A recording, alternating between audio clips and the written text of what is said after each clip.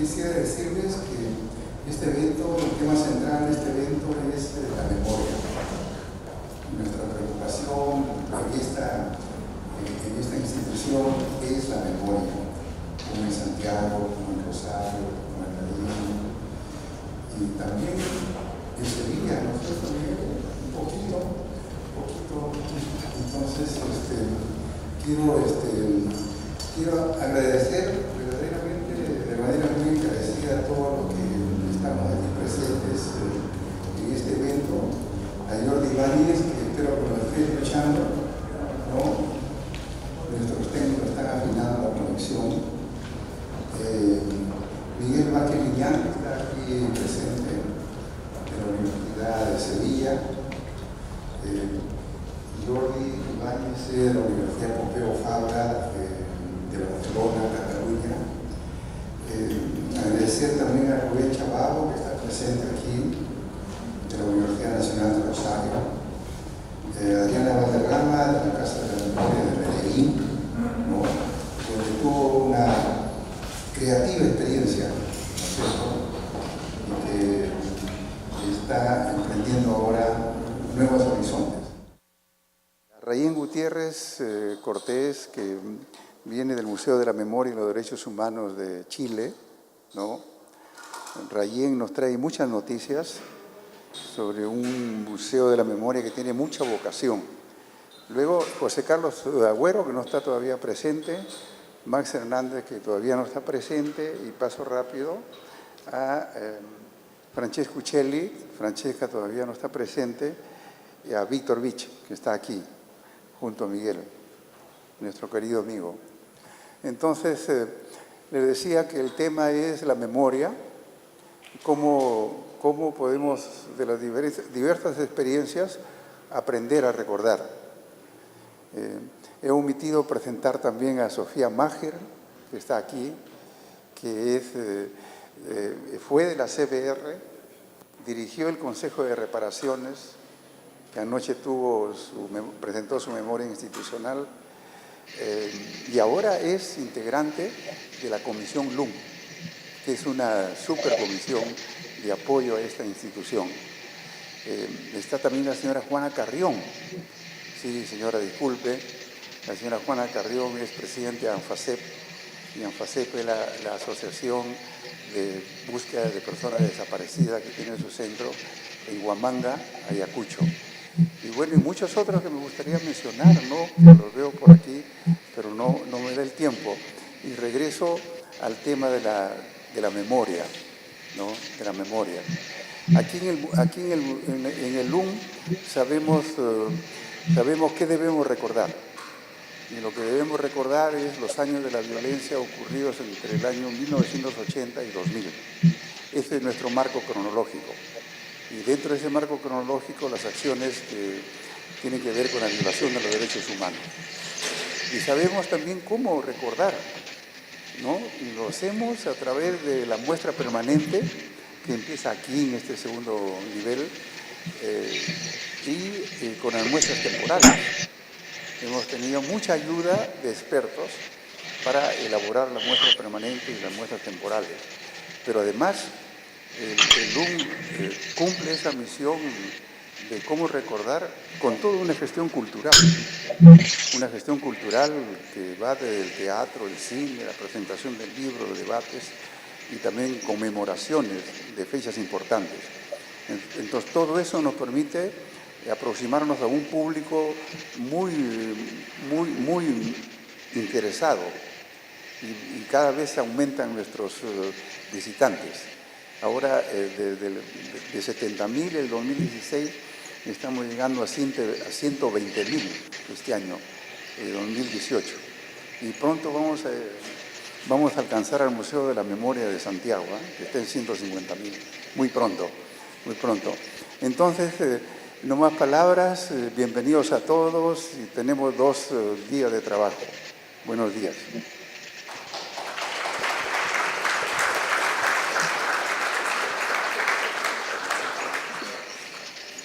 Invitar, por favor, a los panelistas para esta mesa, Adriana Valderrama de Colombia y a Rubén Chabao de Argentina. Vamos a comenzar con la ponencia de Jordi Ibáñez Fanes, que nos acompaña a través de la videoconferencia que tenemos en el ECRA. Buenos días, Jordi. Gracias por tu participación. Jordi es doctor en Filología Germánica por la Universidad de Barcelona, docente de Estética y Teoría de las Artes en el Departamento de Humanidades de la Universidad Pompeu Fabra. Compagina su labor creativa con la traducción. Ha sido crítico literario del diario El País y autor del libro Antígona y el duelo, una reflexión moral sobre la memoria histórica. La primera ponencia que estará a cargo de él versará sobre un nudo de derechos y deberes, la memoria histórica en el caso de España. Los dejo con Jordi. Él va a tener aproximadamente 20 minutos para su disertación. ¿Me oís bien? ¿Me oís bien? Sí, está perfecto. Vale.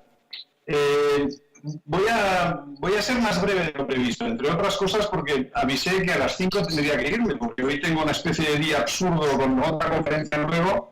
Pero hay un par de cosas que quiero decir que no sé si servirán de algo aquí en este encuentro que tenéis. Se supone que tengo que decir algo sobre el caso específico español, aunque creo que hay un colega en la Universidad de Sevilla que también hablará de la situación en España. El caso español creo que es difícil de comparar con muchos casos latinoamericanos. En primer lugar, porque la historia es, no diré más complicada ni más dolorosa, sino simplemente tiene un arranque de más atrás. Evidentemente siempre podemos retroceder hasta el origen de los tiempos, pero el caso español es muy específicamente complejo, aunque no tan extraño en algunos contextos europeos, porque tiene una parte muy concreta, que es la guerra civil, con la complejidad propia de una guerra civil, y luego tiene una segunda parte de memoria y de necesidad de justicia transicional, que son los 40 años aproximadamente de dictadura franquista. Yo trabajé sobre este tema hace ya, pues, desgraciadamente bastantes años. La ley que el gobierno Zapatero lanzó, la famosa Ley 52/2007, es una ley de referencia en España, muy discutida antes, muy discutida durante su gestación en el Congreso de los Diputados. Y el libro que yo hice, que es la razón por la que yo creo que se me ha invitado aquí, era un comentario y una crítica a la situación que rodeaba la ley y a la propia ley. Precisamente uno de los problemas de esta ley era que la cuestión más concretamente escandalosa y urgente referida a la memoria de la guerra civil, es decir, la cantidad de desaparecidos, que en realidad no están tan desaparecidos porque son relativamente posibles de localizar, restos de personas asesinadas y enterradas en fosas sin ningún tipo de señalización. Eso que parecía que aquella ley quería abordarlo, junto con una reconsideración simbólica de las víctimas del franquismo, etcétera, aquello se planteó en la ley, pero no se dieron instrumentos estatales, ni instrumentos jurídicos, ni instrumentos económicos que permitiesen llevar a cabo realmente un proceso general de exhumación de fosas y reconocimiento de asesinatos y de lugares con restos. Y evidentemente de luego redignificación de restos, etc. Eso generó una frustración y generó una irritación lógica por parte, si me lo dejáis decir de un modo convencional, por parte de las izquierdas, y un desprecio o una actitud abúlica o indiferente por parte de las derechas.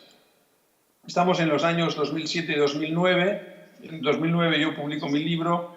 La famosa y tremenda crisis estalla entre el 2008 y 2009. y el Partido Socialista pierde el poder en 2012.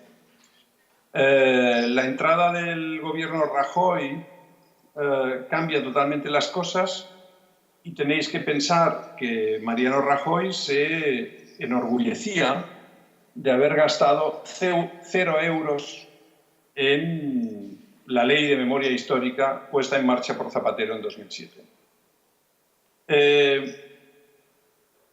Otra cuestión que no quedaba resuelta y que de hecho se arrastraba y que sigue planteando problemas era, como he dicho antes, la compleja dualidad o la compleja cronología que obliga a pensar, por un lado, en lo que sucedió en la Guerra Civil y, por otro lado, en lo que sucedió en la dictadura de Franco.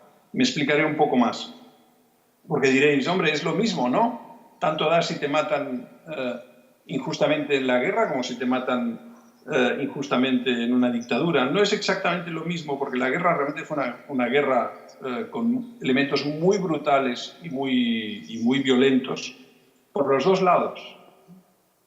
En cambio, la situación que se vive bajo el franquismo es claramente un Estado que persigue, que tortura, que asesina, que juzga en condiciones de violenta legalidad, mientras que en la guerra hay daño en varias direcciones y es muy difícil establecer una separación nítida de dónde caen víctimas, dónde caen victimarios, a menos que digamos que víctima es todo aquel que murió, obviamente, o que sufrió represión.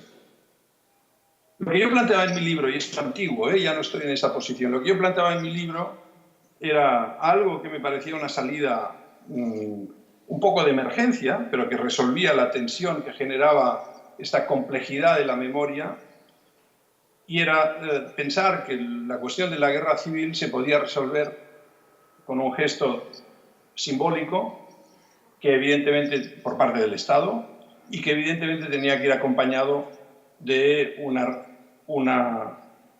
un trabajo a fondo de recuperación de restos y de redignificación de restos, fosas, etc. Pero era un poco absurdo perseguir culpables que posiblemente estaban ya muertos o que tendrían en torno a los 90 años, 80 largos, 90. Y era un poco absurdo plantear la cuestión en términos de justicia transicional cuando era algo que nos enfrentaba a una memoria no dividida, sino con muchas sinuosidades y muchos recovecos y muchas contradicciones. En cambio, la cuestión del franquismo obligaba a un ejercicio de justicia transicional muy claro, donde había habido torturas, donde había habido abusos y atentado a los derechos humanos. Era lógico plantear que aquello pasase por una justicia transicional. Voy a contaros dos anécdotas que me parecen muy significativas de la complejidad de la situación en España, que insisto que no sé hasta qué punto sigue siendo interesante para alguien que no seamos, desgraciadamente, nosotros los propios españoles, porque se está convirtiendo en algo que sospecho que se va a resolver por la vía de la historia natural, es decir, se va a resolver por la vía de la muerte de todos aquellos o de las generaciones que han participado en todo esto. Hay una anécdota muy curiosa. Pascual Maragall, el alcalde de Barcelona, de la Barcelona olímpica, etcétera, que ahora sufre Alzheimer. Pascual Maragall, en unas declaraciones que hizo, vosotros sabéis que el presidente del gobierno de Cataluña en la República, de la Generalitat, Lluís Companys, o si no lo sabéis, os lo digo, fue fusilado después de un juicio sumarísimo y después de haber sido secuestrado por la Gestapo en su exilio francés, fue fusilado en 1940. Desde que se restableció la democracia, no recuerdo qué día de octubre, el gobierno de la Generalitat hace una ofrenda de flores, etcétera, donde fue fusilado en Montjuïc y luego va a donde están sus restos, que es una gran fosa común en Montjuïc, en la montaña que está sobre Barcelona, también muy señalada y muy redignificada. el primer año de gobierno de Zapatero, estamos hablando del 2004-2005, es la primera vez que se manda un representante del gobierno central español a ese acto.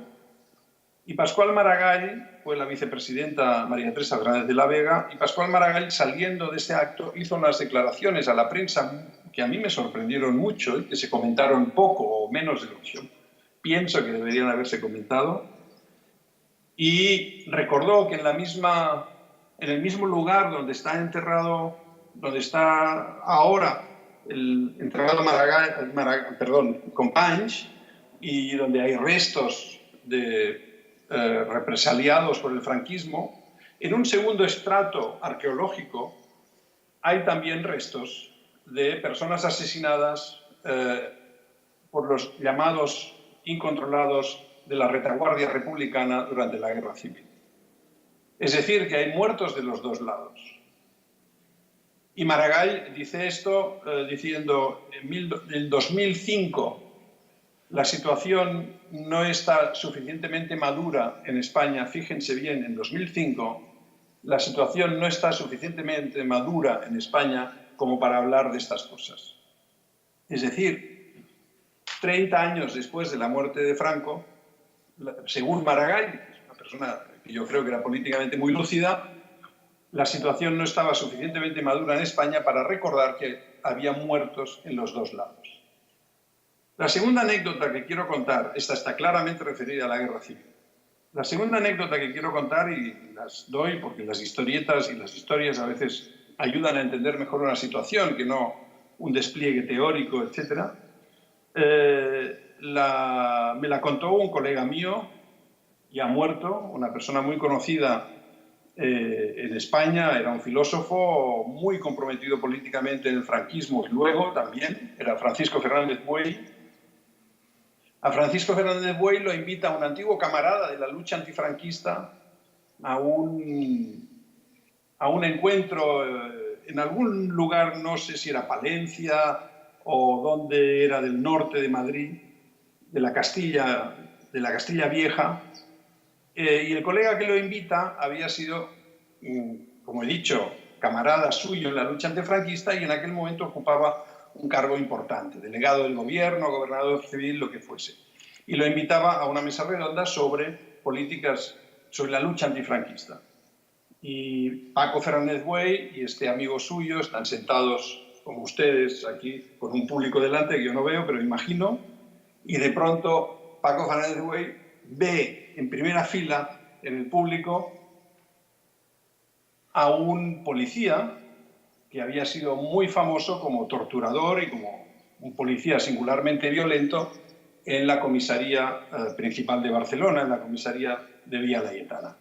Y Paco Fernández Buey, que había conocido a este policía en las peores condiciones, se alarmó y le dio un codazo a su antiguo camarada y le dijo, ¿pero tú has visto quién está ahí?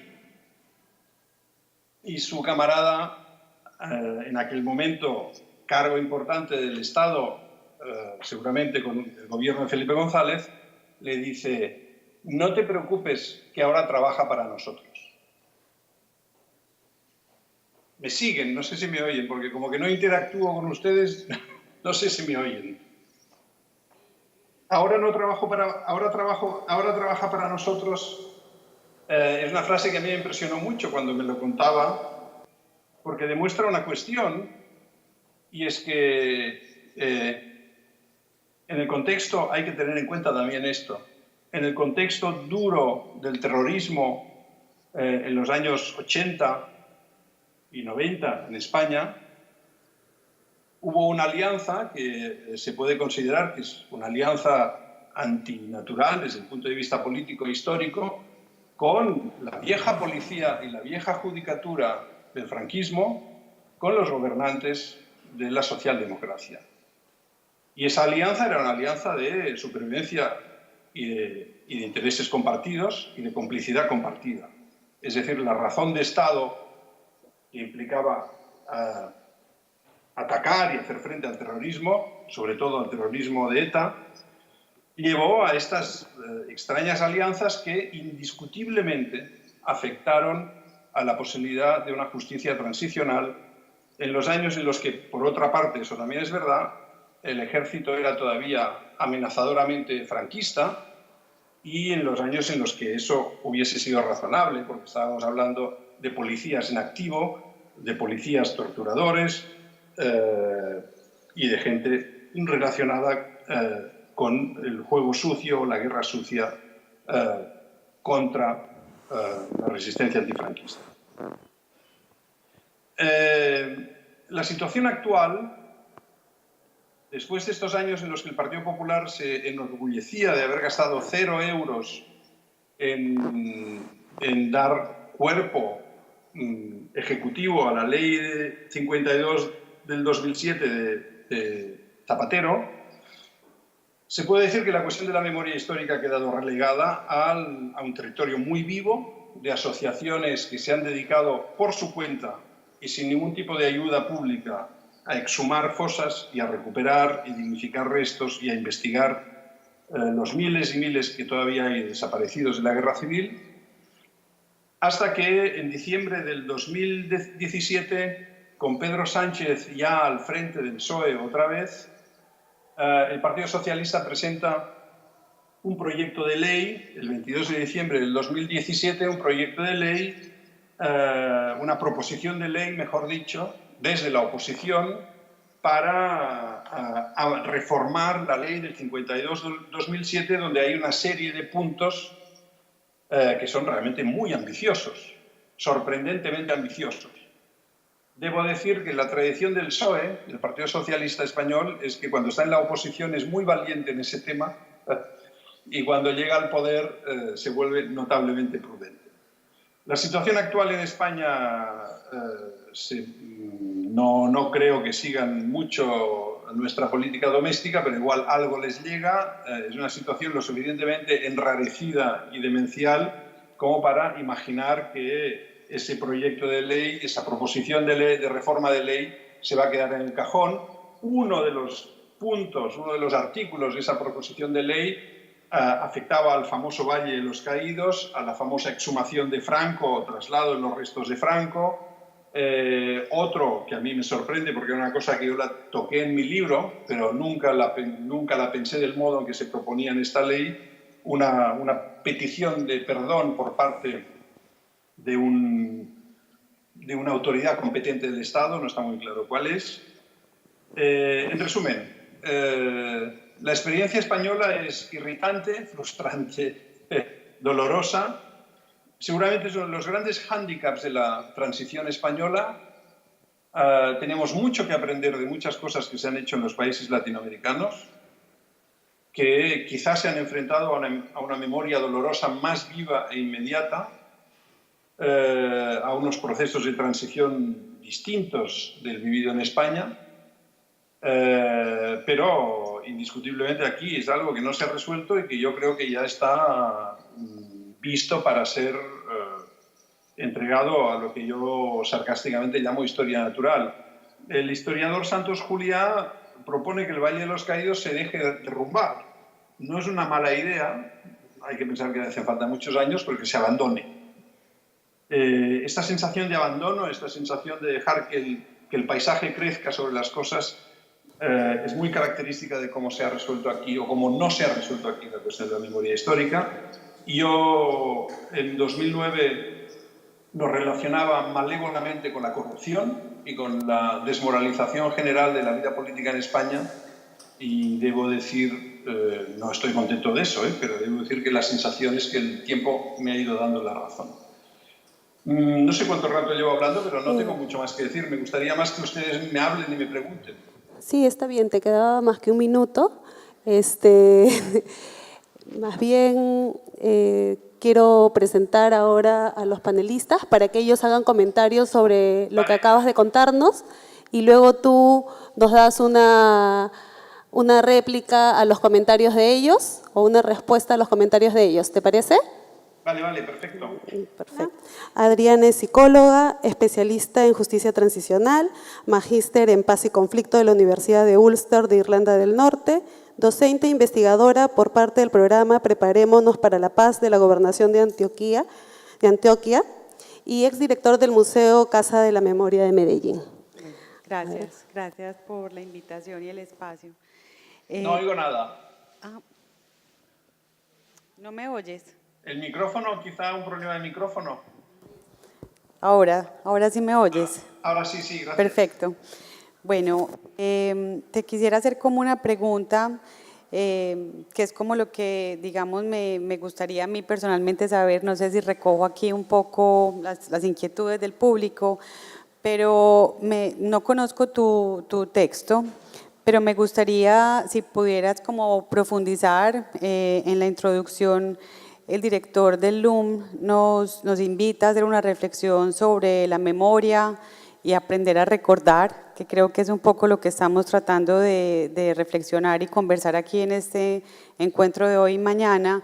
Si nos pudieras hablar un poquito del título, porque Antígona, o sea, creo que el título de tu libro es Antígona y la memoria histórica. Y el duelo, sí. Exacto. Siendo pues Antígona este personaje tan particular de la mitología griega, me gustaría si tú nos pudieras como profundizar en por qué citas Antígona en relación con esa reflexión que quieres hacer acerca de la memoria y como esas dos diferencias que haces sobre la memoria de la guerra civil y la memoria del franquismo. Antígona es el mito de la piedad para con los muertos, pero es una figura lo suficientemente complicada como para… Yo en el libro la uso problemáticamente, Es una figura lo suficientemente complicada como para no tomarla como una referencia simple. Antígona también es portadora de muerte, porque su gesto de enterrar a uno de sus hermanos hace que al final mueran prácticamente todos en la tragedia. Por eso es una tragedia, porque la muerte acaba apoderándose de todo. Está la famosa lectura de Hegel, donde se subraya el problema de las dos legislaciones, la legislación de la ciudad, la legislación positiva de una cierta racionalidad, y la legislación de los dioses, la legislación de las leyes familiares, la legislación de las viejas leyes oscuras de las que sirve Antígona. Yo en el libro recordaba otra historia que la menciona Levinas en una de sus lecturas talmúdicas, que es muy interesante, que es la de una figura bíblica, Rispa, cuyos hijos son ejecutados y también los cuerpos son abandonados y ella no los entierra, porque eso está también prohibido, pero se instala a su lado, los cuida. Yo tenía un título en el libro que el editor, en un ataque de mal genio típico de editor nervioso, me quitó. El subtítulo era mucho más explícito que la cuestión de Antígona y el duelo, que era el título comercial, para entendernos. El subtítulo era Memoria usurera y memoria compartida en la España de la democracia. Y lo que me interesaba era subrayar esa dualidad entre una memoria que se comparte, porque yo creo que muchos aspectos de la guerra civil obligan a una memoria compartida en España, mientras que la memoria usurera es una memoria que está siempre calculando a qué parte de tu memoria renuncias para darle gusto a la memoria del enemigo, y de este modo estás siempre en un cálculo pequeño que hace imposible la muerte. Solo quiero añadir una cosa. Recordar es un derecho, pero pienso que también olvidar es un derecho. Cuando daba el título ese de un nudo de derechos y deberes, pienso que también el derecho a olvidar está ahí, para los seres humanos, también para las comunidades humanas. Lo que no es un derecho es que te obliguen a olvidar. Ya está. Gracias. Bueno, ahora el comentario de Rubén Chababo, miembro del Comité Asesor Internacional del Centro de Memoria Histórica de Colombia y primer director del Museo de la Memoria del Rosario. Además, autor de La piedra y el fusil. A ver. Bueno, muy buenas tardes, días a todos. Y Jordi. Hola. Jordi, bueno, Hola. muy interesante tu presentación. Y yo me quedé pensando, porque me gustaría si pudieras reflexionar o contradecir lo que digo, ¿no? En esa extensa tradición de olvidos que caracteriza a España. Tú haces memoria respecto a estos muertos, asesinados, humillados de la guerra civil, ¿no? Cuando uno visita España, siente, por ejemplo, cuando recorre Girona, Toledo, Barcelona, que judíos y moros se evaporaron de ese lugar. Están evaporados, es decir, no fueron expulsados, fueron evaporados, ¿no? Y así han convivido durante más de 500 años, incluso hasta el presente. Digamos, si señalo esto, es porque esta es mi idea, pero me gustaría saber si estás de acuerdo o no, casi es como un prólogo a estos muertos que empiezan a acumularse a partir del 36. Y también me gustaría que pudieras reflexionar, porque creo que lo dijiste en algún momento, sobre las responsabilidades de la transición española. Porque allí hubo, si no entendí mal leyendo, por ejemplo, a Ricard Viñas en alguno de sus trabajos y otros, un pacto casi por el olvido. Es decir, España debía entrar en esa modernidad postergada a cambio de entregar una memoria que sabían iba a ser incómoda para amplísimos sectores. Y cierro con esto, en América Latina, a muchas de nuestras sociedades postdictatoriales, se nos presentó el caso español en aquellos años, digo, en los mediados 80, casi como un ejemplo a seguir. Miren los españoles, ellos han logrado ingresar en la modernidad tardía respecto de Europa, gracias a haber dejado atrás a sus muertos.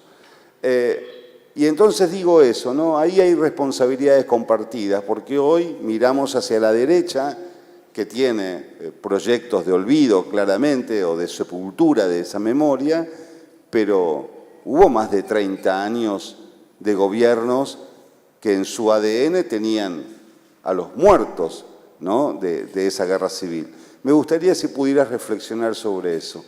El mundo de los judíos sefardíes, los españolos, como los llaman a veces en Europa, es muy interesante y ha sobrevivido, y sabéis que hay mucha literatura muy, muy interesante sobre ellos.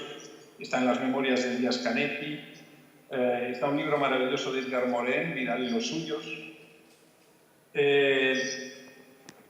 Y es verdad que hay un empobrecimiento en España a partir de este momento, ¿no? Y que posiblemente buena parte de la decadencia de España, de la mala gestión de España, de sus grandezas imperiales, parte de haberse cortado las piernas ella misma en la península.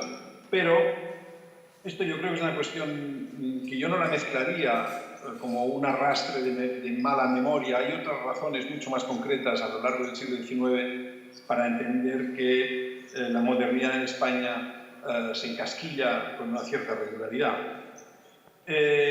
Sobre el pacto del olvido, hay una cuestión que debe tenerse en cuenta, y creo que es justo decirlo. La producción historiográfica, la cantidad de películas, de novelas, e incluso la presencia en prensa de hechos del pasado, sea guerra civil, sea dictadura franquista, es espectacular. Es decir, no es que se haya producido una amnesia colectiva de gente que de repente se asusta y decide no acordarse de nada. Ha habido una memoria cultural o académica, sobre todo en el mundo urbano, donde ha persistido un miedo y un olvido forzado, que era contra el olvido que yo me manifiesto, o que he dicho antes, en el mundo rural.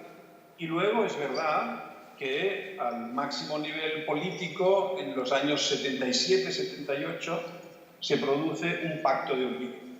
Pero un pacto de olvido que hay que entender que lo asumen gente que había estado en la guerra civil en bandos enfrentados, y tan violento era para la izquierda tener que pactar con tipos del franquismo, como violento era para tipos del franquismo tener que pactar con gente que había, por ejemplo, Santiago Carrillo, el líder del Partido Comunista en aquel momento, que tenía un pasado en la guerra civil muy notable, o la pasionaria. Hay una imagen que impresiona, que ahora está muy denostada, pero impresiona si se miran los personajes, los hombres, son solo hombres que hacen la Constitución española. Ahí está sentado Soletura, que era un tipo que no hacía tantos años era el locutor de la radio pirenaica, que era la radio que desde Budapest emitía para los resistentes comunistas en España, y es uno de los que hace la Constitución, junto con Manuel Fraga, que era un exministro de Franco. Claro, todo eso tiene sentido en el 77-78. Tienes toda la razón, que quizá ya no tiene tanto sentido entrados los 80 o aún menos en los 90. Hay una entrevista muy interesante, porque no deja de ser un examen de conciencia, un libro de entrevista que le hace Cebrián, el antiguo gran empresario del país, a Felipe González. El libro se titula El futuro ya no es lo que era. Y Felipe González entona un mea culpa sobre la cuestión del pasado. Pero lo interesante del momento en el que habla Felipe González es que, sobre todo, lo que lamenta es no haber hecho una interpretación política del franquismo, con lo cual casi se lee entre líneas la idea de que lo que él pensaba, que se le había quedado en el tintero de la política durante los años que estuvo en el poder, entre el 83 y el 2000, y el 96, por tanto 13 años, lo que se le quedó en el tintero fue una interpretación del franquismo que permitiese asumir el franquismo dentro de los genes de la España. Ya sé que soy malévolo interpretándolo así. Por tanto, resumiendo, y perdón porque me alargo, por un lado, no es verdad que haya habido amnesia, porque ha habido una gran producción cultural e historiográfica, pero por otro lado sí que es verdad que ha habido una gran inhibición política ante esa memoria. Y por tanto no se ha asumido como discurso de la España contemporánea el pasado como una manera de reivindicarse, de reivindicar la vida pública y sobre todo de enfrentarse a esa vergüenza de tener miles y miles de desaparecidos, de asesinados en las cunetas, en muchos sitios, en muchos parajes aparentemente bucólicos, en muchas fosas comunes de muchos cementerios de España. El título de la intervención de Miguel Vázquez Liñán gira alrededor de la memoria histórica y lucha política en la España actual.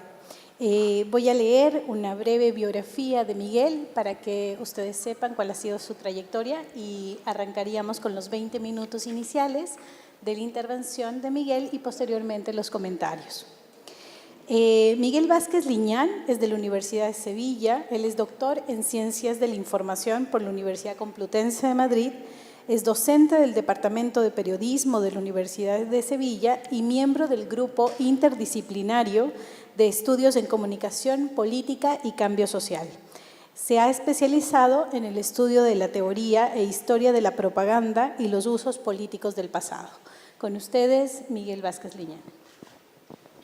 Bueno, muy buenas tardes ya a todos y todas. Es un auténtico placer estar aquí en Lima con ustedes esta tarde y agradezco muchísimo, desde luego, a los organizadores de este evento que me tengan aquí, tanto al LUM como, por supuesto, también a la Embajada de España en Lima, que me han invitado, y es para mí un placer estar aquí con ustedes hoy para hablar sobre la memoria histórica en España, un país en el que, a lo mejor de la intervención anterior se ha podido ya entender, en el que tenemos todo que aprender sobre cómo en otros lugares se ha tramitado el pasado. Estamos muy al principio nosotros de un proceso de recuerdo y de memoria que, aunque se han hecho cosas, desde luego, y algunas de ellas vamos a hablarlas hoy, Bueno, pues estamos hablando de la memoria de un periodo, porque esto creo que sería lo principal. Primero, entender qué queremos decir en España cuando decimos memoria histórica. Y cuando decimos memoria histórica, igual que también veo pues, en la exposición del LUM, no estamos hablando de cualquier periodo histórico, sino que nos estamos refiriendo a uno muy concreto. Ese periodo, ahora, bueno, primero quería, bueno, ese periodo, lo voy a decir ya, es el que va desde la Primera República en España, que comenzó en 1931 y dura hasta 1936 o 39, dependiendo del lugar de España del que estemos hablando. Entre 1936 y 1939 hay una guerra civil en España y entre 1939 y 1975 casi 40 años de dictadura militar. Ese es el periodo del que estamos hablando en España cuando decimos memoria histórica. Es decir, podríamos hablar de otros muchos traumas, algunos de los que se han también presentado en la ponencia gracias a la pregunta de Rubén, pasados, algunos otros momentos de nuestra historia. No hay ningún país que no tenga esos traumas con el pasado, pero cuando decimos memoria histórica nos estamos refiriendo a esto. Esa diapositiva que hay ahí, no sé si se ve más o menos, es una fotografía, en este caso en blanco y negro, del Valle de los Caídos. El Valle de los Caídos es un lugar en España donde está enterrado el dictador Franco. En la ponencia anterior algo se ha dicho. Una de las cuestiones que ahora mismo encima de la mesa, una cuestión política, es sacar a Franco de ahí, exhumar a Franco. En ese lugar no solamente es el lugar donde está enterrado Franco, es un monasterio católico también. No solamente es el lugar en el que está enterrado Franco, sino que es la fosa común más grande de España. Hay alrededor de 34.000 personas enterradas ahí, de las cuales hay alrededor de 12.000 y pico personas sin identificar. Y hay todos los problemas del mundo hasta el día de hoy para abrir esa gran fosa, que no se puede decir que esté perdida en un bosque. Está ahí, muy bien localizadas. ¿Por qué digo esto? Digo esto porque, efectivamente, la memoria, desde el punto de vista que yo la voy a tratar aquí, porque evidentemente la memoria es muchas cosas al mismo tiempo. Si yo tuviese que hacer una pequeña reflexión sobre lo que a mí me viene a la cabeza cuando escucho la palabra memoria, la memoria somos nosotros, somos memoria. Es decir, sin memoria no somos nada. Sé que no está bien hacer comparaciones entre la memoria personal y la memoria colectiva, o hay quien piensa que no, pero cuando conocemos enfermedades terribles que suponen la pérdida de la memoria y el sufrimiento mayor es que esa persona deja de ser quien era. Es decir, dejamos de ser lo que somos cuando no tenemos esa memoria. Y si bien no es transportable directamente a las sociedades, probablemente estaremos de acuerdo en que una sociedad sin memoria, bueno, pues también va a generar una serie de traumas como es la que tiene nuestra sociedad en España. Evidentemente no podemos recordarlo todo, esto también sería enfermizo. Y no podemos no tener memoria, entonces el asunto es ¿qué memoria tener? ¿Qué seleccionar? ¿Y cuáles son los criterios para ello? Entonces, claro, mi aproximación, de todas las aproximaciones posibles que hay a la memoria, es una que tiene más que ver con el carácter político de la memoria. Es decir, la memoria, hasta tal y como yo la voy a interpretar aquí, es muchas otras cosas, pero yo la voy a interpretar aquí como ese proyecto político para el presente que toma del pasado para construir un futuro. ¿En qué sentido? Es muy importante por eso, desde mi punto de vista, las consecuencias políticas para nuestros días que tiene recordar de una forma o de otra y recordar unas cosas u otras.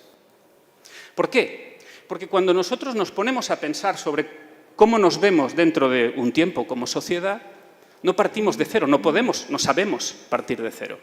Partimos de otras cosas que normalmente son experiencias pasadas. Esas experiencias pasadas y esa segunda parte de lo que quería contarles como mi aproximación, y por favor, Gabriela, córtame radicalmente porque es que tiendo a irme del tiempo. Sí. La segunda parte de lo que quería decir, ¿cómo nos llega esa memoria? ¿Cómo nos llega a nosotros el recuerdo del pasado, el recuerdo colectivo del pasado, nos llega siempre mediado a través de algo o de alguien. Nos puede llegar a través de nuestras familias, de nuestros mayores, el recuerdo directo, pero mediado a través de ellos. De quien vivió aquello o quien está contando una historia que a su vez le contaron. Esta es una forma muy personal de que nos llegue un relato, pero siempre es mediado. Pero en nuestras sociedades no siempre esta es la forma en la que nos llega la memoria, sino que muchas veces nos llega mediada por un sistema de medios de comunicación. Un sistema de medios de comunicación en el cual, o industria cultural, como lo queramos llamar, en el cual ahora mismo inconscientemente estoy también incluyendo el sistema educativo.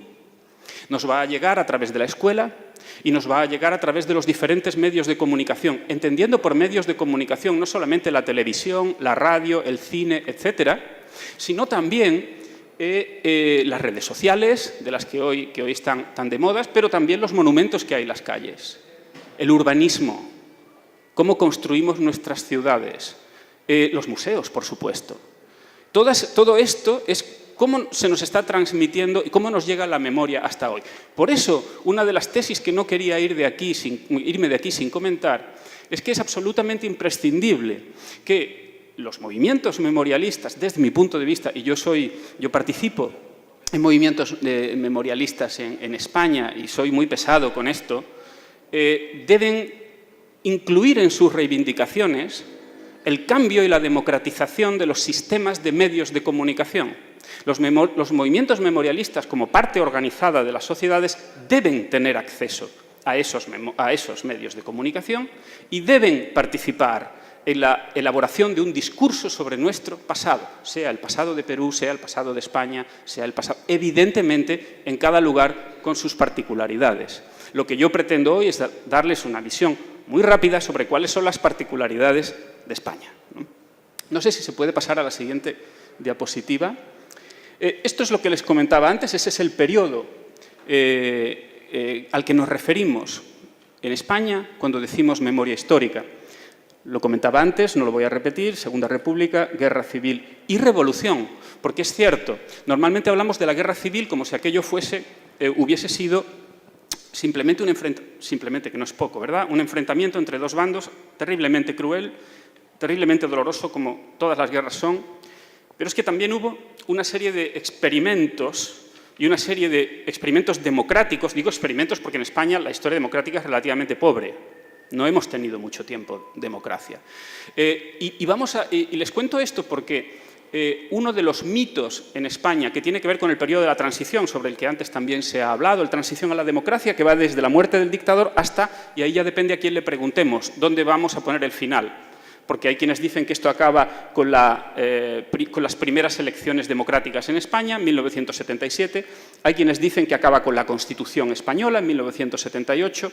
Hay quienes dicen que con la llegada del Partido Socialista por primera vez al poder en 1982. Y hay quienes dicen que todavía estamos ahí, ¿no? Entonces, por eso dejemos abierto el final, pero desde luego la transición comienza al día siguiente que Franco muere, el 20 de noviembre de 1975. Entonces, ese es el periodo al que nos referimos. Si podemos seguir adelante, por favor. Más adelante, no voy a entrar con eso. Bien, entonces voy a hacer una... ¿Cómo voy de tiempo? Muy bien. Voy a hacer una pequeña introducción a cuáles son esas particularidades de España, como decía, ¿no? Y voy a empezar desde el final para ir desandando el camino hacia el principio. ¿Por qué hemos llegado a esto? Efectivamente, desde hace unos meses tenemos un nuevo gobierno que es del Partido Socialista Obrero Español y un nuevo presidente que es Pedro Sánchez. Pedro Sánchez, como decía Jordi hace un momento, pues ha prometido, ha hecho grandes promesas en los temas de memoria histórica y algunas de las promesas son clásicos de lo que reivindicaciones clásicas del movimiento memorialista en España. Pongo ahí solo algunas de ellas. Jordi decía con razón que son propuestas muy ambiciosas. Voy a añadir algo a eso, ¿no? Algunas, primero, exhumar a Franco, sacar a Franco de donde está, porque es un lugar de peregrinación a un dictador fascista, expuesto en un lugar público con todos los honores. Bueno, esto es una cosa que a cualquier persona le podría parecer como, después de 40 años, esto sigue siendo así. Ahí estamos. Exhumar a Franco, la primera de las, y probablemente la más mediática. Voy a hacer referencias todo el rato a esto de los medios de comunicación. Financiación y búsqueda financiación de las exhumaciones, está mal ahí, de las fosas comunes de desaparecidos. En España es imposible saber el número exacto de desaparecidos que hay, pero los historiadores que más han ido casi nombre a nombre intentando recoger el número, da una cifra de alrededor de 100.000. 100.000 desaparecidos en una población como la española, que en aquel momento era de 23, 24 millones, no es la España de hoy, que tiene el doble de habitantes más o menos, ¿no? 100.000 desaparecidos. Que ninguno de los gobiernos de los últimos 40 años ha buscado. Entonces, si nosotros hoy tenemos unas políticas de memoria, y esto me gustaría también, porque las hay. Ahora los gobiernos, algunos gobiernos regionales y el gobierno actual parece, estas son las promesas, luego voy a seguir con ellas, parece que se lo va a tomar un poco más en serio. No sabemos cuánto va a durar el gobierno actual porque tenemos una situación absolutamente desquiciada, que es, como decía Jordi hace un momento, ahora mismo política en España. No sabemos muy bien lo que va a ocurrir, pero imaginemos que esto dura. Si esto dura, eso es lo que hay encima de la mesa, o por lo menos lo que el partido en el gobierno ha puesto encima de la mesa. Esos 100.000 desaparecidos están... De los 100.000 desaparecidos hay alrededor de 5.000 que se han exhumado. Hablo de 40 años. En los últimos 40 años, alrededor de 5.000. Muchos de ellos, la mayoría de ellos, se sabe perfectamente dónde están. Que esto es lo más grave, ¿no?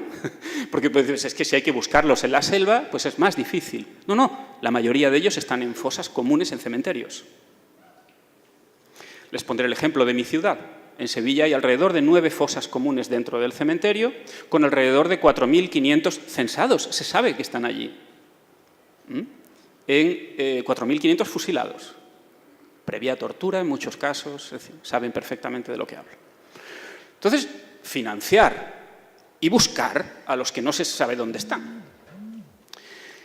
Y legalizar fundaciones y organizaciones fascistas, entendiendo con una definición siempre vaga de lo que significa el fascismo, pero bueno, tenemos posiblemente la más famosa y probablemente en la fundación que estaban pensando cuando hicieron esta promesa es en la fundación que lleva el nombre del dictador, la Fundación Francisco Franco, que sigue existiendo hoy haciendo apología del franquismo. Y es legal, no solo legal, sino que en algunos momentos, a veces se ha exagerado eso, pero en algunos momentos ha recibido financiación del gobierno.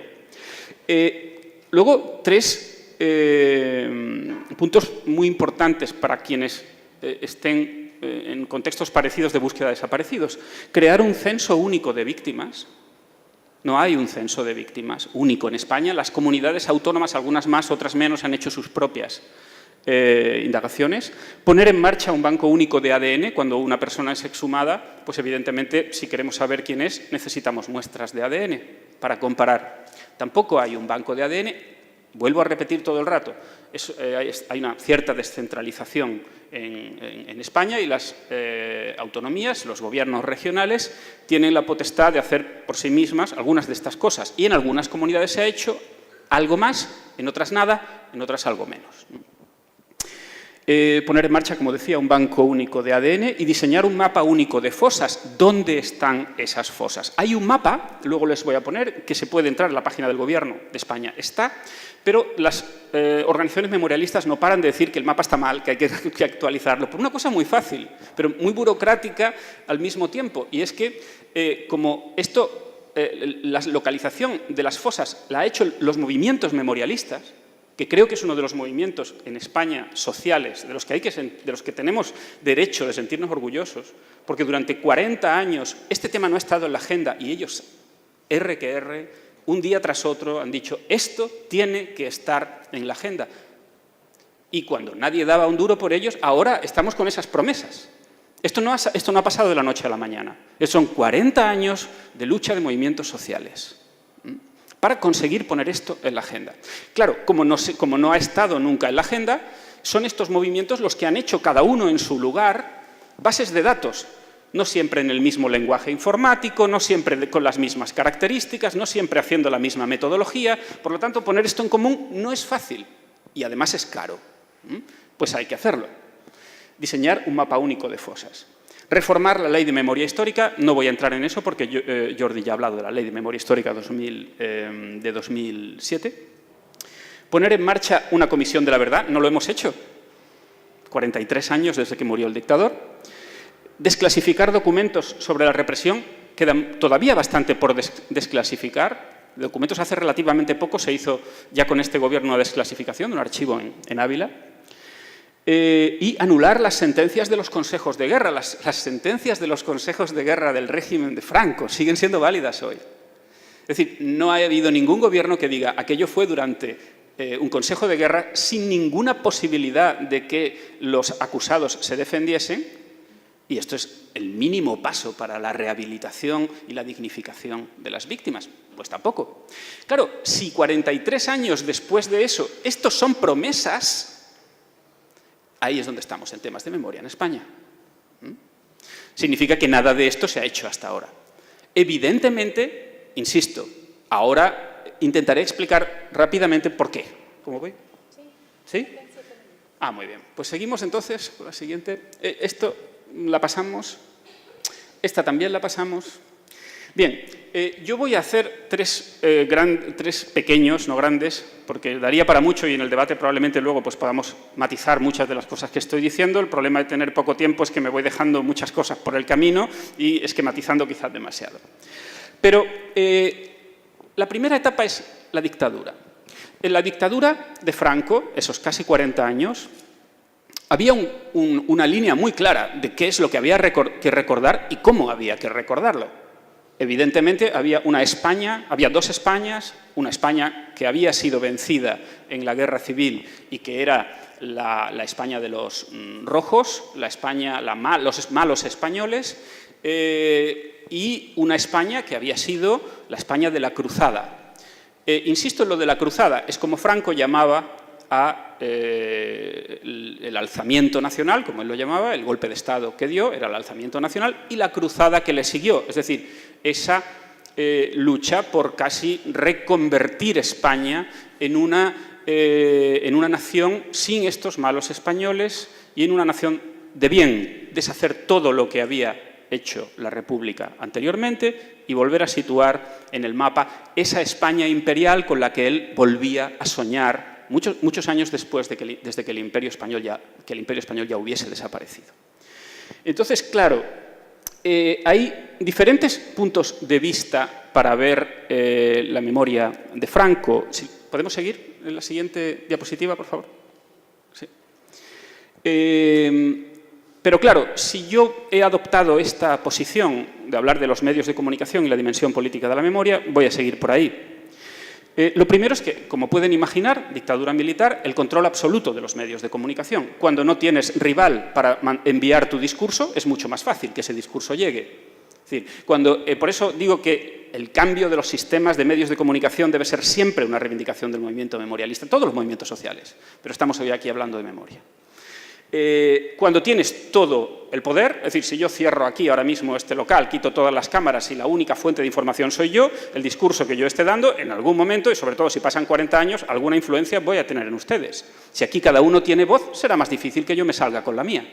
Bueno, pues aquí había una sola voz.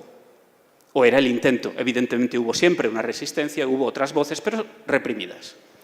Control absoluto de los medios de comunicación. Una narrativa mítica de la historia nacional. La historia nacional borraba, por supuesto, a los musulmanes, que era un castigo de Dios, 800 años, del periodo de ocupación, o no de ocupación, el periodo de presencia árabe en España, porque la ocupación es precisamente el término que se utilizaba, y luego, por supuesto, el imperio. Era, y permítanme la metáfora con algo más reciente, hacer a España grande otra vez, ¿no? Hacer España grande otra vez significaba recuperar el pasado imperial de los reyes católicos, de la conquista, del imperio. Y esta era la España que él soñaba y que retrata bastante bien esa película que hay ahí, que se llama Raza, es una película del año 42, no recuerdo mal, o 44, no mismo me falla la memoria, 42 o 44, cuyo guión fue escrito por el mismo Franco. La película es insoportable, pero es un buen compendio de lo que Franco soñaba, la España que Franco soñaba y cómo veía él el pasado, desde el imperio hasta el momento del alzamiento nacional, ¿no?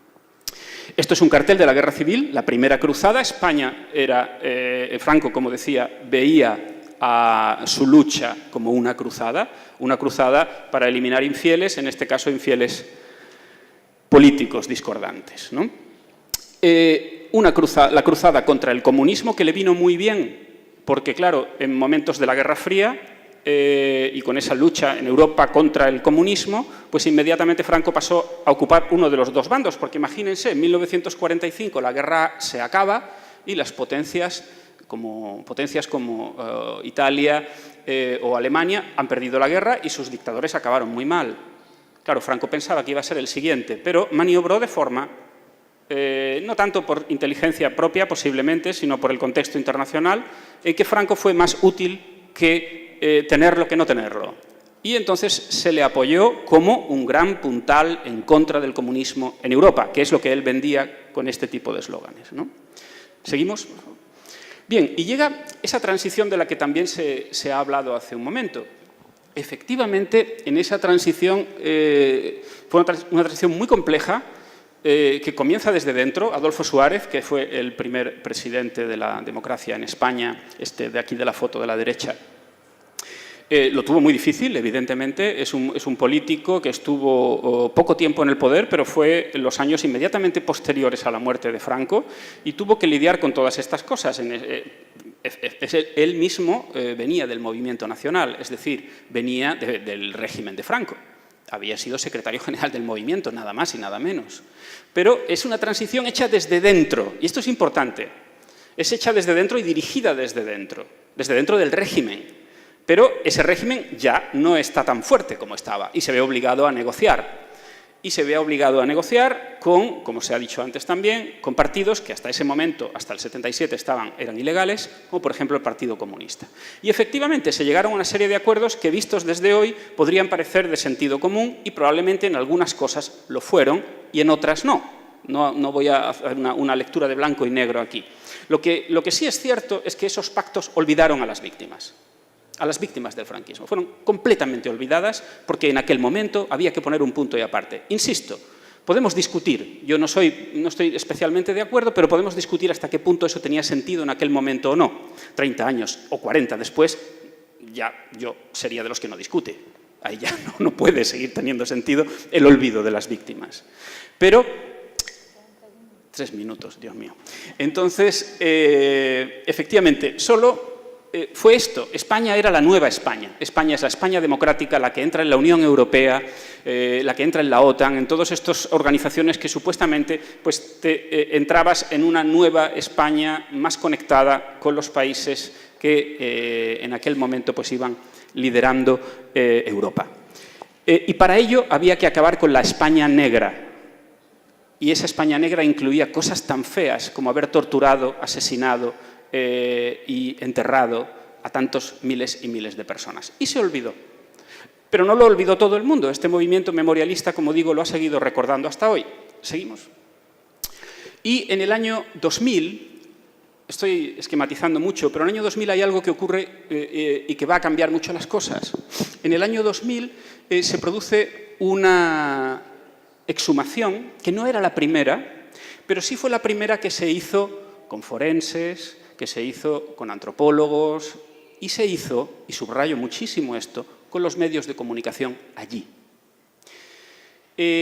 Fue en Priaranza del Ebro, un pueblo del norte de España, un pueblo pequeñito, donde el que hoy es el director de la Asociación para la Recuperación de la Memoria Histórica en España buscaba a su abuelo.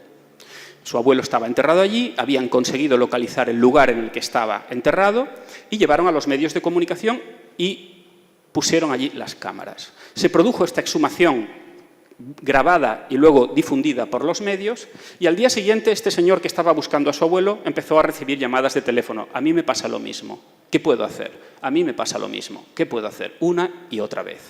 Esto superó absolutamente a Emilio Silva, que así se llama el que hoy es el director de la Asociación para la Recuperación de la Memoria Histórica. Y nace esa asociación para reunir a las familias de las víctimas, que son ya nietos buscando a sus abuelos. Tercera generación. Nietos buscando a sus abuelos. Entonces, a partir de este momento, la memoria empieza a entrar en la agenda de los medios de comunicación y así llegamos hasta hoy, con un movimiento que sigue fuerte y que está preparado para que no les ayuden, porque así es como han trabajado durante los últimos 40 años. Y eso les ha hecho hacer esta travesía en el desierto, en términos de memoria, que fue el gobierno de Mariano Rajoy, el gobierno de estos últimos 8 años, que, como decía Jordi, había prometido en campaña electoral que no gastaría ni un solo euro en memoria histórica y probablemente fue la única promesa electoral que cumplió. Entonces, yo con eso terminaría, porque así llegamos hasta el día de hoy, con un movimiento memorialista que con sus claroscuros, con sus partes que por supuesto podríamos discutir, pero que sigue siendo fuerte y que tiene la intención de seguir poniendo la memoria histórica en España en la agenda política. Muchas gracias. Muchas gracias, Miguel.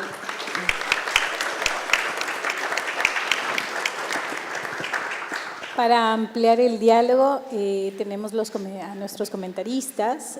Primero le voy a dar la palabra a Raquel Gutiérrez. Ella viene del Museo de la Memoria y los Derechos Humanos en Chile. Ella es museóloga, licenciada en Historia, con mención en Estudios Culturales por la Universidad Academia de Humanismo Cristiano y máster en Museum Studios de la Universidad del Colegio de Londres. Es encargada de Relaciones Internacionales con instituciones de memoria y derechos humanos para el fortalecimiento de una red de espacios de memoria. Ryan, por favor, tienes 5 minutos. ¿Está prendido? Sí. Bueno, muchas gracias por la invitación. La verdad es un placer estar acá y conversar con todos y todas. Ya has hablado un poco, bueno, lo comentó Jordi, también Rubén, y ahora lo comentas tú. Sobre todo me queda una reflexión respecto a lo que fue la transición en España. Justamente me ha hecho pasar por un raconto a lo que ha sido la historia de Chile. La transición española fue un ejemplo que se utilizó, que también se debatió y se discutió en América Latina. Y da la sensación que Chile fue uno de los países que quizás tomó ese ejemplo. Tenemos varios aspectos en común.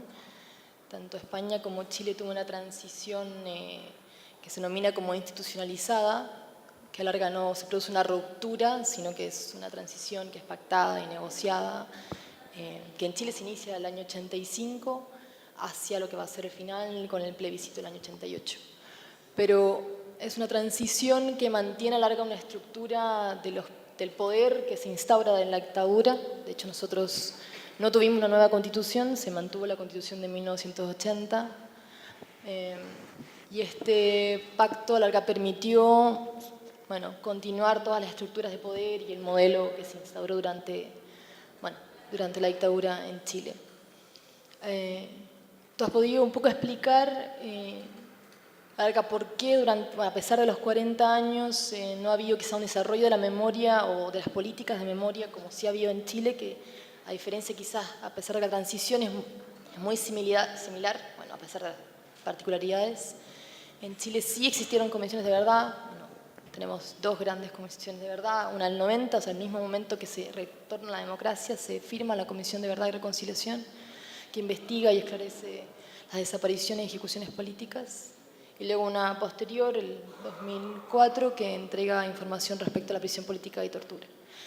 Entonces, digo, obviamente, entendiendo las particularidades de cada país, hay una transición que es bastante similar en términos de estructura.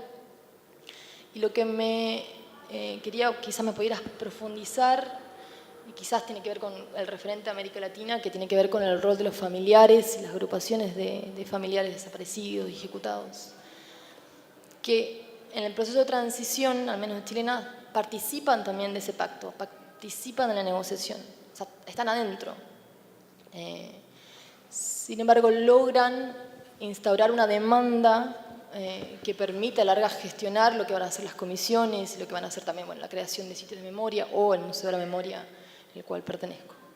Entonces, me entra una duda, quizás puedes profundizar en ese proceso de transición, ¿cuál fue el rol? Digo, me imagino que también quizás están adentro de ese pacto, ¿no? ¿Cuál fue el rol de las agrupaciones en España? Que pueda quizás, bueno, entregar más, no sé, detalles sobre... Me da la sensación que hay como una especie de silencio, omisión de las agrupaciones o el rol que tienen, que al menos en América Latina es fundamental en esa demanda. Que tú me dices que hoy en día, después de 40 años, hay un movimiento movimiento, ¿cómo le llamas? Memorialista muy fuerte, pero entonces me interesa saber más bien en el proceso de la transición, ¿cuál fue su...?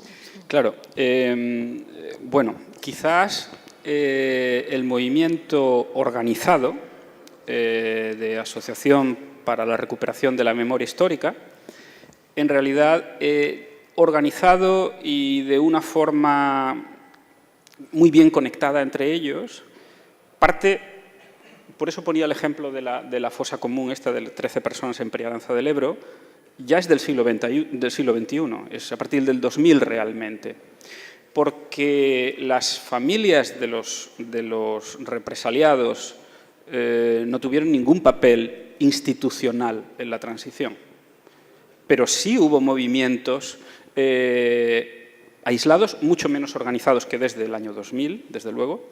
Sí hubo movimientos, por ejemplo, para exhumar. Hubo exhumaciones en el año 79 en España, pero claro, y en el año 78 hubo algunas, pocas, pero hubo. Pero por eso pongo el acento, no porque sea lo más importante, sino porque es un poco lo que yo puedo añadir a este tema de los medios de comunicación. Básicamente era lo siguiente: yo sé dónde está mi padre, yo sé dónde está mi abuelo. Muy bien, no te voy a poner problemas, vas, lo sacas y te lo llevas, pero cierra la boca. Y esto pasa en los primerísimos años después de la muerte de Franco. Pero cuando esto empezaba a animarse, no tenemos que olvidar, no lo he dicho, estaba ahí, pero no me ha dado tiempo, que en 1981 en España hay un golpe de Estado. Un golpe de Estado de un teniente coronel que pretende, voy a generalizar, pero de alguna forma el miedo era volver a lo anterior, volver a la dictadura. Entonces, claro, todos los que estaban empezando a asomar la cabeza, hay muchos que vuelven a asustarse. Pues, no, esto parecía democracia, pero puede que volvamos. Entonces, esto corta de nuevo la organización de la memoria. Y por otro lado, es importante, es que no está en los medios de comunicación, es que no está en los libros de texto. Esto no existe durante los años 80 y 90 en España. No existe, la gente no habla de esto. Y esto no estimula el movimiento social. Evidentemente va a quedar en un movimiento de duelo, de represión propia. En las familias se habla o no se habla, dependiendo de la familia. Evidentemente en mi familia hay casos de estos y podría, bueno, contar alguno, ¿no? Pero hay familias que hablan más, que hablan menos, pero no hay una organización y no se les da un papel político durante la transición, ¿no? No existe esto. Ahora le vamos a dar la palabra a Víctor Vich.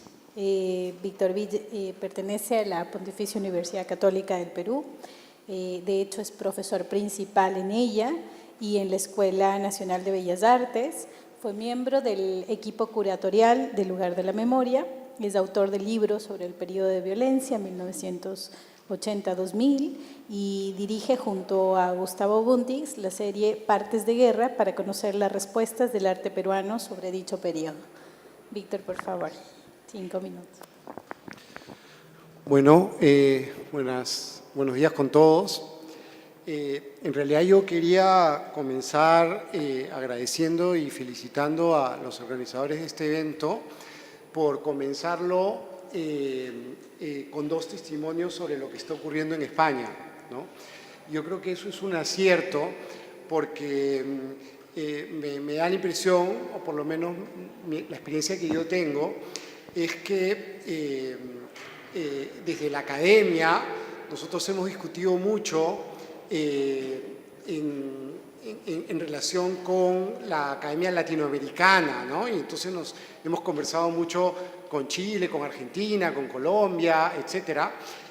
También con la Academia de Estados Unidos, mucho, pero muy poco con la Academia Española, ¿no? Y creo que en este y en otros temas, ¿no?, se ve claramente que ha existido una pérdida de relación, ¿no?, entre España y América Latina, entre España y el Perú, a pesar de que, bueno, los desquiciamientos, para retomar la palabra, políticos son muy similares y permanentes en nuestros países. Bueno, yo tengo una pregunta, pero quiero hacer un comentario trayendo esto a la experiencia peruana y comentar una brevísima experiencia personal. Yo tuve la suerte de estar en España hace 6 meses, en realidad hacía más de 25 años que no estaba ahí, y estuve ahora en junio, estuve 2 días en Madrid, y recién llegado salí a la calle y de pronto me encuentro con una manifestación, más o menos unas 300 personas, de personas mayores, muy mayores, intuyo que algunos podían haber sido hijos y otros nietos de los republicanos, que tomaron la Plaza del Sol y exigían un conjunto de reivindicaciones como la que nos ha presentado Miguel aquí, ¿no?, con banderas y entonces, bueno, a mí me impresionó mucho. Pero no solo eso, sino que en la Plaza Mayor de Madrid, que es como la plaza de armas aquí, la plaza central, la Plaza Mayor creo que también se llama ahora, había una galería de arte, ahí en la misma plaza, donde había una exposición espléndida sobre el primer ataque a Madrid y el no pasarán. El primer intento en la guerra civil de tomar Madrid, que fue un intento que fracasó. Madrid se tomó un par de años después. Y entonces, claro, en el contexto peruano, digamos, de ver todas las disputas y toda la dificultad que aquí tenemos por impulsar la reflexión sobre la importancia de los derechos humanos y la reflexión sobre lo que fue la época de la violencia, yo decía, bueno, en realidad uno desde el Perú tiene una opinión un poco más pesimista sobre las dificultades que atravesamos en estos temas en el Perú, pero en realidad no es así, ¿no? En realidad, en España la guerra empezó en 1936, llevan 80 años y, digamos, las disputas siguen, ¿no es cierto? Las luchas por la memoria continúan, son dificilísimas, ¿no? Y bueno, nosotros estamos también, digamos, en lo mismo, ¿no es cierto? Entonces, la comparación, ¿no es cierto?, con la experiencia de otros países y en este caso con la experiencia española, bueno, nos hace ubicarnos mejor, ¿no?, en el momento en el que estamos y ubicarnos mejor, ¿no es cierto?, el no ser ingenuos respecto a las conquistas o las derrotas que se pueden conseguir, ¿no? De hecho, digamos, esto es un signo claro de lo que se afirma hoy en día en la teoría de la memoria, ¿no es cierto? Es decir, que la memoria nunca puede ser un discurso cerrado, es decir, en donde ya todo está claro y no hay nada que discutir, ¿no es cierto?, que es la memoria que intentan imponer algunos, entonces, no, bueno, aquí lo que ocurrió en el Perú está clarísimo, ¿no? Hay un grupo que se levantó en armas, ellos tienen la culpa de todo y se acabó, ¿no es cierto? Ese tipo de memoria cerrada es justamente el que tenemos que cuestionar permanentemente desde el movimiento social, desde las organizaciones de derechos humanos, desde la academia, desde instituciones como el UM, y más bien proponer, ¿no es cierto?, de que la memoria tiene que ser siempre abierta, de que la memoria no es completamente transparente, de que la memoria siempre tiene núcleos duros a los que nos es difícil llegar. Justamente a partir de lo que nos ha contado Miguel, vemos que, bueno, que aquí estamos jugando en paralelo, ¿no es cierto? El censo único de víctimas es una lucha que en los últimos 15 años en el Perú, bueno, aquí está Sofía, ¿no es cierto? Se ha venido construyendo con mucho esfuerzo, ¿no? Y con muchas dificultades. El banco de ADN y la ley de ADN ha sido promulgada hace unos meses, todo el tema del mapeo de fosas comunes. Y entonces, bueno, digamos que al ver lo que pasa en España, vemos que aquí, con todas las dificultades y con todas las críticas y autocríticas que tenemos, vamos trazando nuestro camino con algún pie seguro, ¿no? Con algún pie más optimista de lo que a veces, de las maneras en las que a veces la realidad nos golpea, ¿no? Yo diría que aquí en el Perú no ha habido tampoco, ¿no es cierto?, un pacto sobre el olvido, ¿no? Digamos, un pacto medio oficial, porque los gobiernos, digamos, después de la dictadura de Fujimori nunca le han prestado atención al asunto y el tema de la memoria nunca ha estado en la agenda política de verdad. Aquí lo que se ha querido imponer hasta el día de hoy es la memoria salvadora, ¿no es cierto? Es decir, la memoria de que fueron las Fuerzas Armadas las que defendieron a la población y que casi, digamos, y que sus excesos fueron mínimos o de responsabilidades individuales. Esa memoria es la que se ha intentado imponer, la que se intenta imponer a costa de la memoria de las víctimas, ¿no?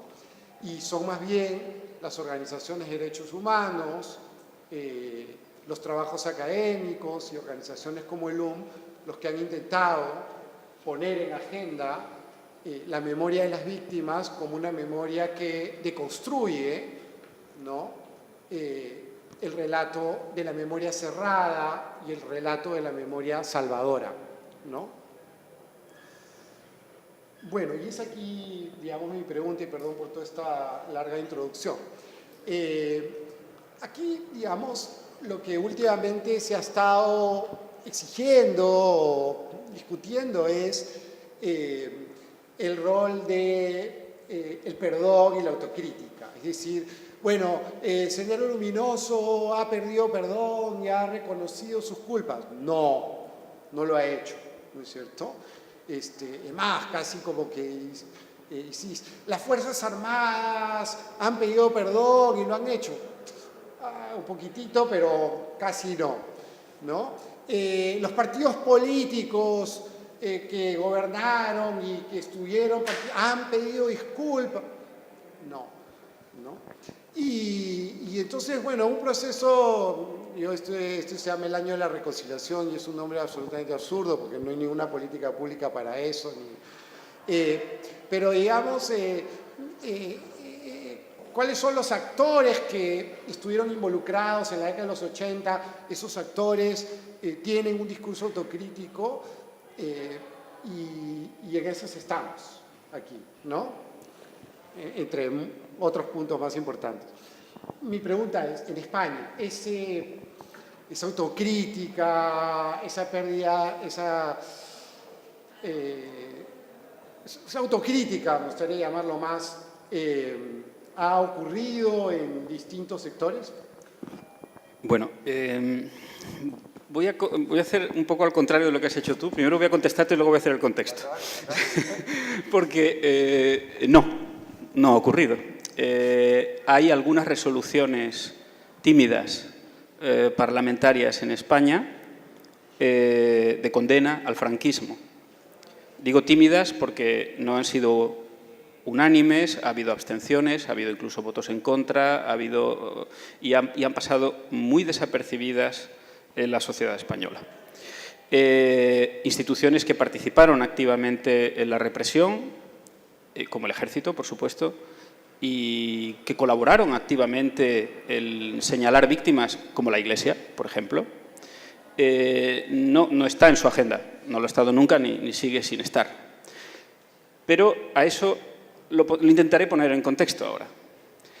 Desde mi punto de vista hay mucha más gente de lo que parece diciendo, bueno, por supuesto lo que ocurrió fue una barbaridad, por supuesto estas personas tienen derecho a encontrar y a buscar y que el Estado les ayude a encontrar a sus desaparecidos. Yo creo que en España hay mucha más gente que piensa eso de lo que podría parecer viendo las reacciones que suscita la memoria histórica. Intentaré explicar por qué muy brevemente. Y es que se ha producido, como creo que no, en esto creo que España no es la excepción, una politización de la memoria en el sentido negativo. Es decir, no hablo de política como algo, es normal que la memoria se politice. La política es cómo nos organizamos todos para estar aquí y las reglas que nos ponemos. La memoria es política, por lo tanto no es un problema que se politice, pero se ha convertido en bandera de partidos políticos y partidos en bandera a favor o en contra. En bandera de partidos políticos que han visto en esto una oportunidad electoral, tanto para denostar la memoria como para abrazar la memoria, y en el momento, claro, ahora vivimos en una época, no sé cómo es en Perú, pero en España estamos siempre en periodo electoral. Entonces, la política es electoral, siempre. Mira a 4 años, y la memoria no puede ser a 4 años. Esto tiene que ser a largo plazo. Las políticas de memoria me refiero. En una sociedad con prisas no va a funcionar. Porque no podemos tener una política de memoria hoy, cambiarla mañana y cambiarla otra vez pasado, ¿no? Entonces, este permanente electoralismo ha hecho que la memoria solo llegue a los medios de comunicación en boca de los políticos que están en campaña y como estamos en esta época de prisas, que nadie lee un artículo de 2 páginas, sino un Twitter de 100 cuantos sean caracteres, es Franco sí, Franco no. ¿Exhumar a Franco? ¿No exhumar a Franco? Si el debate sigue en esos términos, es una llamada segura al fracaso. Es decir, la politización de este tipo, no digo la politización del otro tipo, unida a un tipo de sistema de medios que favorece el sensacionalismo, es decir, sacar a Franco o no sacar a Franco es un buen titular, pero hablar a largo plazo sobre qué hacer y qué recordar, no. Entonces, ese segundo debate no lo estamos teniendo bien y el primero es el que acapara todas las luces, ¿no? Entonces, mientras eso siga así, no solamente no vamos a tener a los actores pidiendo perdón, sino que nunca siquiera vamos a llevarlo a la agenda, porque vamos a seguir discutiendo sobre si a Franco lo llevamos a un sitio, cuando lo saquemos de ahí, si es que lo sacamos, lo llevamos a un sitio o al otro, que es una de las polémicas que hay ahora mismo encima de la mesa. Entonces, esta conexión entre electoralismo, partidismo de la memoria es una mala receta, porque podemos hacer todo lo que queramos con instituciones, con museos, con tal, que una mayoría importante de la población va a saber sobre la memoria a través de esos tweets y a través de esos titulares. Y así no tenemos muchas posibilidades de éxito. Vamos a hacer una última ronda de preguntas, esta con un tiempo menor.